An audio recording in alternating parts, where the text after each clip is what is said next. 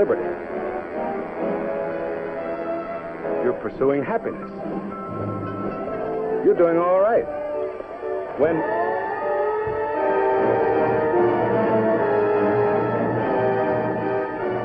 The other guy's around and he means business, so get going.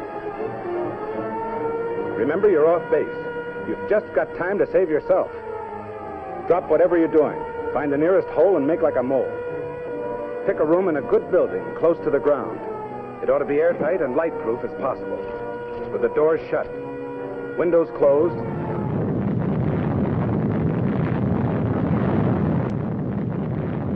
It's a bomb. Duck and cover. Duck and cover. Duck and cover. That's the first thing to do.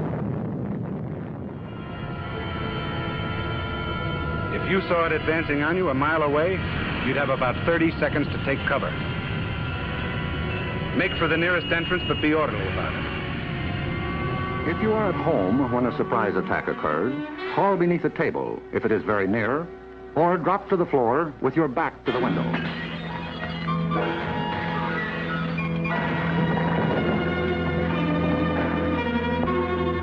That fog has contaminated everything it touched with radioactive matter, which we'll call hot stuff, although it hasn't anything to do with its temperature. After many generations lived under the fear of a nuclear war, it took only a few images from New York on September 11 to awaken in the American population some familiar ghosts, and to bring psychologically to its knees a nation that had never experienced an attack on its territory before.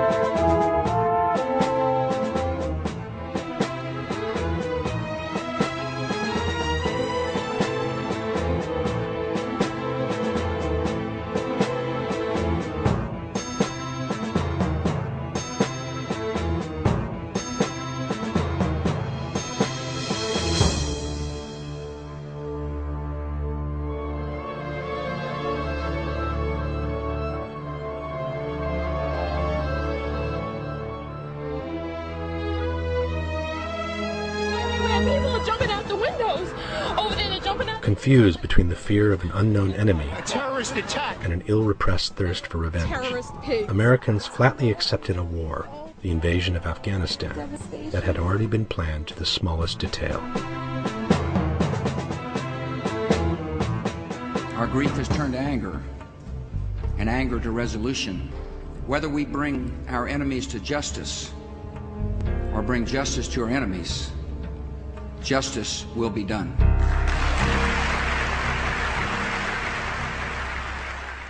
Who really wanted the New York and Washington attacks? Who was truly responsible?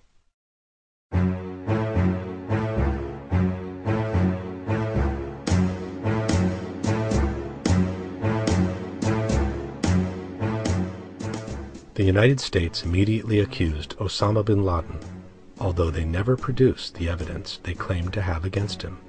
Nor did anyone express any particular surprise about the lack of a true motive on the part of bin Laden himself. It was as if the entire world was ready to accept that he was the evildoer just by someone pointing the finger at him. Everyone seems satisfied with the idea that bin Laden allegedly hated our civilization. This, however, is clearly at odds with the fact that he has never actually claimed responsibility for the attacks. The first thing every terrorist in the world has ever been concerned with was to put forward some kind of statement clearly explaining the reasons behind their act. Bin Laden, instead, a few days after the attacks, clearly stated that he had nothing to do with them at all. Only 3 months later would the CIA find a home video in Afghanistan in which bin Laden implies to have had pre-knowledge of the events while talking to a Saudi friend. The images, however, are so poor the video ended up posing more questions than it ever answered. To a closer examination, the man's features only resemble those of bin Laden, but the identity of the person can be anything but certain. In any case, a talk with a friend on a questionable videotape is not an official claim. The world is filled with psychopaths who accuse themselves of crimes they never committed, but without a good motive, they seldom even manage to get arrested. In 2006, the FBI stated that they never had any hard evidence against bin Laden, which contradicted the initial claims by the administration. The Bureau's website lists bin Laden as wanted for the bombings of the American embassies in Kenya and Tanzania, but he is only suspected of other terrorist activities in the world. Officially, Osama bin Laden has never been wanted for the September 11 attacks. It's a new age of wickedness. Popular journalist and radio host Alex Jones, who has been pointing the finger at the U.S. administration since the beginning, had foreseen the attacks 1 month before they took place, and exactly by the hand of bin Laden. This recording is from July 25th, 2001. And I want you to let them know that if there is any terrorism, we know who to blame. If any terrorism comes, it's from this government. And if there was an outside threat like a bin Laden who was a known CIA asset in the 80s, he's the boogeyman they need. 19 hijackers of the planes had crashed into the World Trade Center towers, into the Pentagon, and into the rural area in Pennsylvania. Seen from up close, the official version soon started to show some serious weaknesses. Too many curious events, too many inconsistencies, too many coincidences pointed at the possibility that the truth had been somewhat different from what we had been told. This set off an unprecedented investigation on the internet. Thousands of independent researchers from all over the world ended up bringing to light so many faults in the official version that it legitimized suspicion that the U.S. administration had some kind of role in the attacks. From flight amateurs who perform highly acrobatic maneuvers without ever having piloted a jet in their life, to passports, personal wills, and terrorists' bandanas conveniently emerging from a hole where the plane cannot be found.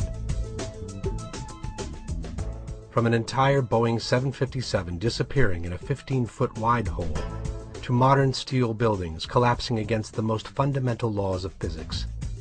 It has become very difficult today to maintain that the official version reflects what truly happened on that day. In fact, in 2006, almost half of Americans believed that the Bush administration covered up the truth about 9/11. And the protests of those requesting a new, truly independent investigation keep increasing by the day. The more evidence that is gathered towards an inside job, however, the more it seems that it was not the work of the American government, but of a small group of people, the so-called neocons, or neoconservatives, who came to power with the election of George W. Bush in the year 2000. I, George Walker Bush, do solemnly swear that I will faithfully... These are some of the founders of the so-called PNAC, or Project for the New American Century. Dick Cheney, Donald Rumsfeld, Paul Wolfowitz, Richard Pearl, whose political alliance dates back some 30 years ago.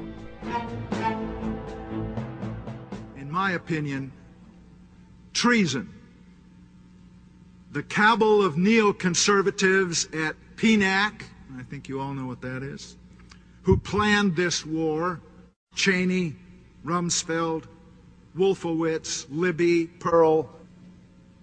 This cabal knew the American people would not stand for a war against Iraq unless there was, as they put it in their own document, a new Pearl Harbor. 9/11 supplied that. According to this theory, President Bush was not part of the original project, which coincidentally happened when he was out of town.